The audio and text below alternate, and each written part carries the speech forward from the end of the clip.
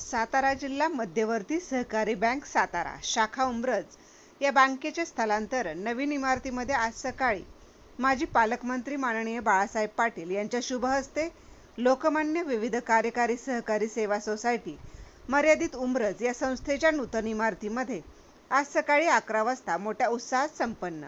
लोकमान्य विविध कार्यकारी सहकारी सेवा सोसायटी मर्यादित उंब्रज या संस्थेच्या नूतन इमारतीमध्ये सातारा जिल्हा मध्यवर्ती सहकारी बँकेच्या उंब्रज सकाळ संध्याकाळ या शाखेचा स्थलांतर सोहळा राज्याचे माजी सहकार व पणन मंत्री सह्याद्री सहकारी साखर कारखान्याचे चेअरमन माननीय श्री बाळासाहेब पाटील यांच्या शुभ हस्ते संपन्न झाला. या प्रसंगी सातारा जिल्हा मध्यवर्ती सहकारी बँकेच्या संचालिका सौ ऋतुजा पाटील, रामभाऊ दादा जाधव, पंचायत समितीच्या सदस्य सौ संगीता चव्हाण, कारखान्याचे संचालक जयंत जाधव, वसंतराव जाधव, गणपतराव जाधव, संस्थेचे चेअरमन तथा कृषी उत्पन्न बाजार समितीचे संचालक सोमनाथ जाधव, माजी संचालक अंकुश हजारे, व्हाईस चेअरमन शशिकांत थोरात, सुधीर जाधव काका, संग्रामसिंह पलंगे, संजय साळुंखे, मधुकर जाधव, वसंत पाटील, मानसिंग जाधव, शहाजी गाडगे, नौशाद मोमीन, कुलदीप मोहिते, धीरज थोरात, सचिन पवार, रमेश साळुंखे, नंदकुमार जाधव सावकार यांच्यासह संस्थेचे सर्व सभासद, ग्रामस्थ, कार्यकर्ते मोठ्या संख्येने उपस्थित होते. आपला सातारासाठी रवींद्र वाकडे. सकाळ संध्याकाळ शाखेचं लोकमान्य विकास सोसायटी उंब्रजच्या प्रशस्त अशा नवीन इमारतीमध्ये स्थलांतर होत आहे आणि या स्थलांतर प्रसंगी या शाखेच्या उद्घाटनासाठी उपस्थित असलेले आपल्या सर्वांचे नेते, महाराष्ट्र राज्याचे माजी सहकार पणन मंत्री, जिल्ह्याचे माजी पालकमंत्री, सह्याद्री सहकारी साखर कारखान्याचे विद्यमान चेअरमन आणि सातारा जिल्हा मध्यवर्ती बँकेचे संचालक सन्माननीय बाळासाहेब पाटील या ठिकाणी उपस्थित राहिले. त्यांचा सत्कार साळुंखे बँकेच्या कारकिर्दी घेतलेला आणि त्यासाठी बँकेच्या संचालिका सौ ऋतुजा पाटील, माजी जिल्हा सदस्य रामभाऊ दादा, या योगाचे पंचायत सदस्य सौ संगीता चव्हाण, वसंतराव जाधव चेअरमन, जयंतराव जाधव या योगाचे माजी पंचायत सदस्य सोसायटीचे chairman Somnath Jadhav, vice chairman Shashikant Thorat, Sudhir Jadhav काका, संग्रामसिंह पलंगे, अंकुश हजारे, वराड्याचे संजय सावंगे, मधुकर जाधव, माणिकराव जाधव, वसंतराव पाटील, शहाजी गाडगे, जाधव उपस्थित.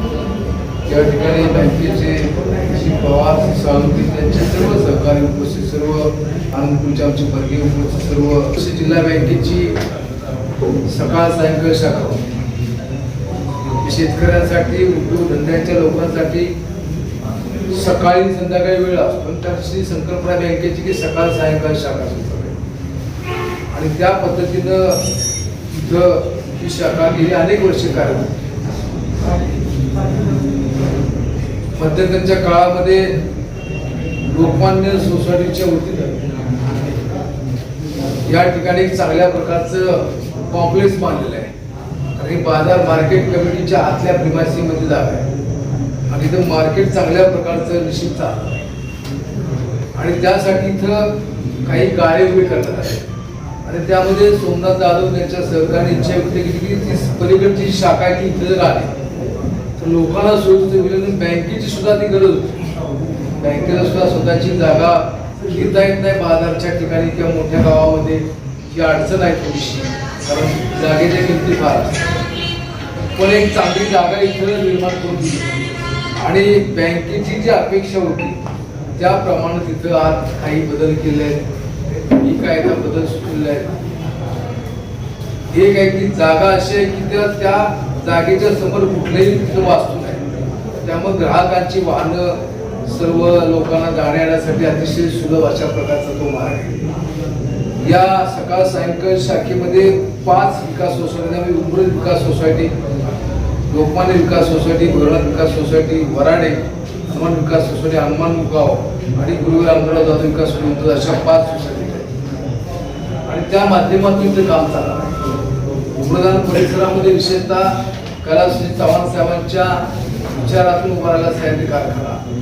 आदरणीय पी.डी. पाटील साहेबांनी या कारखान्याची धुरा हातामध्ये घेतल्यानंतर कारखान्याच्या शक्तीच्या माध्यमातून या परिसरामध्ये अनेक लिफ्ट उभ्या केल्या आणि ज्या माध्यमातून शेतकऱ्यांच्या जीवनामध्ये आर्थिक परिवर्तन शिकले आणि या योजना होत असताना सातारा जिल्हा मजदूर बँकेचे सहकार्य लाभले आणि त्या माध्यमातून या सर्व योजनांना कर्ज वाटप करण्यात आले.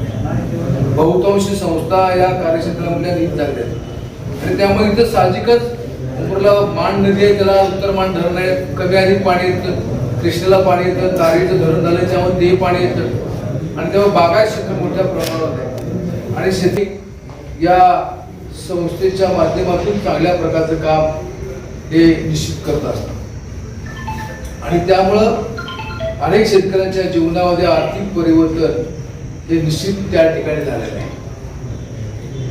या वर्षी आता आपण बघितलं तर मार्च महिन्यापर्यंत कर्ज वसुलीचे प्रमाण हे जिल्ह्यामध्ये जे टार्गेट होतं त्याप्रमाणे झालेलं नाही. त्याला अनेक कारण आहेत. त्यामध्ये मुख्य कारण असं आहे की शासनानं जाहीर केलं की आम्ही शेतकऱ्यांचा 7/12 कोरा करणार आणि 7/12 कोरा करणार असं सांगितल्यानंतर त्या ठिकाणी अनेक शेतकऱ्यांनी कर्ज का आपण भरायचं, आपल्याला संधी मिळू शकेल यामुळे अनेक मंडळी थांबली. पण शेवटी शासनाने जाहीर केलं की सप्टेंबर 25 पर्यंतचे जे लोक थकीत असतील त्यांचा आम्ही विचार करू आणि त्याचे निकष 30 जून 26 आम्ही जाहीर करू आणि मग त्या माध्यमातून अनेक शेतकऱ्यांनी कर्ज वसुली ही करण्याला सुरुवात ही त्या ठिकाणी केली. पण हे करत असताना लिंकिंगच्या माध्यमातून खऱ्या अर्थानं वसुली झाली पाहिजे आणि ते लिंक आपण सह्याद्री कारखान्याला ज्या ज्या ऊस घातला मग तो ऊसाची वसुली आपण 100% केली. आता जिल्ह्यामध्ये मला माहित नाही की एकंदर वसुली किती झाली, कुठल्या कारखान्याने किती, खाजगी कारखाना तर देतच आहे. ते सरळ सांगतात की आमच्याकडे ऊस घाला, आम्ही तुमची वसुली करत नाही. परिणाम काय होतो की गावच्या सोसायटीवर त्याचा परिणाम होतो, त्याचा परिणाम विकास सोसायटीवर त्या ठिकाणी होतो, त्याच पद्धतीने जिल्हा बँकेवर आणि ही जी गेल्या 125 वर्षाची सहकार्याची परंपरा आहे ही पुढे चालू ठेवणं आवश्यक आहे. त्यासाठी सर्वांनी जे आपण कर्ज घेतो त्यातून उत्पन्न मिळालं त्याची कर्जाची परतफेड आवश्यक करणं आवश्यक आहे.